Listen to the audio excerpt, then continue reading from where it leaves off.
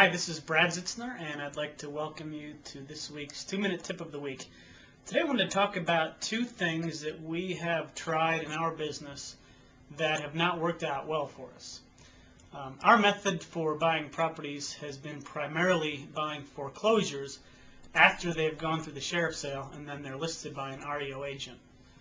That doesn't mean we haven't tried other things. The first thing I want to talk about was attending sheriff sales. In our market, I've been to over 50 sheriff sales, and I've bid on well over 200 properties at those sales. And I have never successfully purchased a property at a sheriff sale. There's a couple of reasons for that. One is that the bidding in our area starts at 2/3 of the appraised value. So if somebody appraises the house too high on a drive-by appraisal, the opening bid is higher than I'm willing to bid for the property, because we like to get our properties at very good discounts so that we can turn around and sell them at a higher price.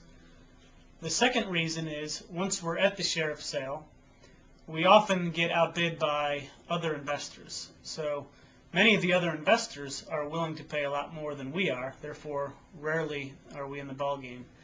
And third is that most of the time, about 90% of the time, the bank is buying back the properties at the sheriff's sale. And they do that, and then they turn around and list it with an REO agent, and then it will ultimately sell at some price. So we've had absolutely no success at sheriff sales buying houses. Only one time have I bought a property at an auction, and that was because I was the only person there to bid on the house. So what happened was, we were looking at the house and there was about 20 other investors there, and I think that most of those investors assumed that somebody else was going to be willing to pay more. So about 20 minutes prior to the auction, there was a number of people there ready to bid on it, and when it was time to come and bid, it turns out that I was the only person who stayed around. So we've only had one successful bid at an auction, and other than sheriff sales, we've been to dozens of other auctions. The second thing I wanted to talk about that hasn't worked for us is purchasing properties via short sale. And I don't want to say that short sales don't work, because a lot of people have a lot of success buying properties at short sale.